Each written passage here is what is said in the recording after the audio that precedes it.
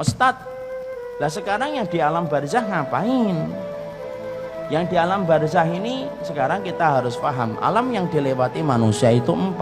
Ada alam janin, ada alam dunia, ada alam barzah, dan ada alam akhirat. Nah sekarang yang di alam barzah ngapain Ustadz? Di alam barzah itu 2. Kalau tidak mendapatkan naim, dia mendapatkan adab. Kalau tidak mendapatkan kenikmatan, maka dia mendapatkan adab. Dan manusia ketika di alam barzah, maka mereka diperlakukan oleh Allah sebagaimana amal yang mereka lakukan ketika mereka di dunia. Makanya macam-macam, beda-beda. Ada roh yang ditaruh di dalam barzakhnya, dilapangkan antara pandangan dia dengan ke surga. Maka dia melihat surga dan dia menikmati itu setiap waktunya dan setiap saatnya. Itu kenikmatan. Ada roh yang kemudian tergantung antara langit dan bumi. Siapa roh itu? Yaitu adalah mereka yang memiliki hutang, tetapi tidak membayarkan hutangnya sampai dia meninggal dunia. Dia tergantung antara langit dan bumi. Dia kesakitan, nggak bergentayangan. Nggak ada bergentayangan, turun nggak ada bergentayangan. Maka kemudian di alam barzah itu beda-beda. Ada yang mendapatkan kenikmatan, ada yang ditaruh di sungai darah, dia melipir, setiap dia melipir dilempari batu sampai pecah kepalanya. Siapa? Pemakan riba. Ada yang kemudian ditaruh di tanur. Tanur itu periuk, masuknya kecil, kemudian bawahnya gede. Untuk siapa? Mereka para pezina yang tidak bertobat sampai kemudian mereka mati dengan zina yang mereka kerjakan. Dididihkan oleh Allah setiap waktunya. Makanya zina itu urusan gede, itu zina. Urusan yang tidak bisa dipandang remeh itu urusan zina. Maka dipanaskan. Ada roh yang kemudian di dalam tembolok burung-burung hijau menikmati surga, masuk ke surga di tembolok burung hijau, kemudian makan yang di surga, kemudian rumahnya di bawah arsy Allah. Siapa itu? Darahnya para syuhada. Beda-beda. Ada roh yang kemudian mati bunuh diri terus.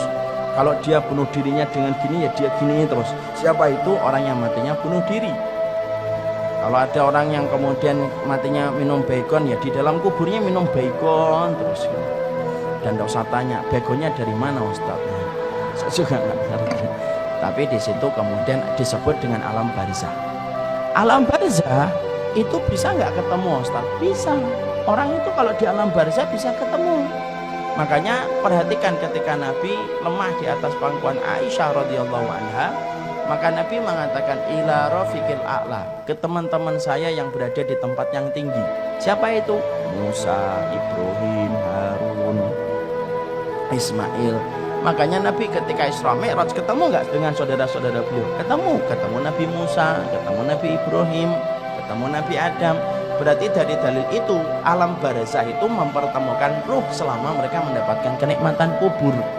Keluarga kita ketemu dengan keluarganya selama mereka sama-sama mendapatkan kenikmatan kubur.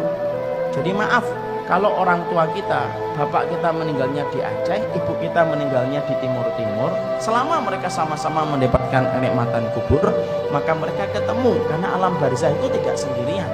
Alam barzah itu mempertemukan dengan saudara-saudaranya, syaratnya satu, sama-sama mendapatkan kenikmatan kubur.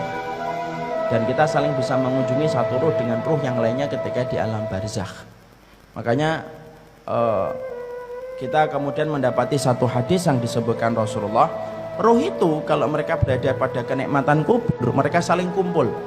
Makanya kalau ada ruh yang baru datang, baru meninggal dunia, mereka menyambutnya.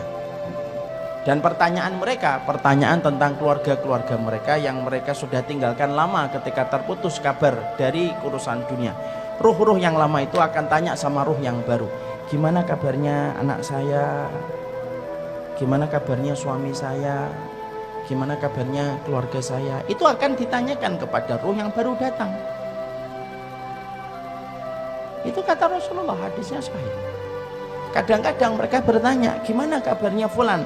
Maka ruh yang baru datang itu berkata, loh, fulan itu sudah meninggal sebelum saya, dia sudah meninggal sebelum saya. Lalu kemudian apakah dia tidak datang ke tempat ini? Baru kemudian dijawab, oh kalau dia tidak datang, kalau meninggalnya sebelum kamu kok tidak datang kepada kami, faidah huwa ilahawiyah, berarti dia pergi ke pangkuan api neraka. Nah disitulah ruh itu ketemu. Dan ruh kemudian mereka bertanya kepada ruh yang baru. Makanya kita mendapati bahwasanya itulah yang dinamakan dengan alam barzah, masih bisa bertemu. Siapa ruh yang tidak bisa berkumpul? Ruh yang mendapatkan azab kubur itu tidak bisa ketemu. Karena orang yang mendapatkan azab kubur berarti dia berada pada hukuman. Hukuman itu yang tidak bisa mempertemukan dengan keluarganya. Sama dalam konteks kehidupan kita. Kalau ada yang di Cipinang penjara, dia tidak bisa ketemu saudaranya, tidak bisa ketemu dengan keluarganya. Sama sebagaimana itulah kita kemudian mendapati di dalam ruh itu semacam itu.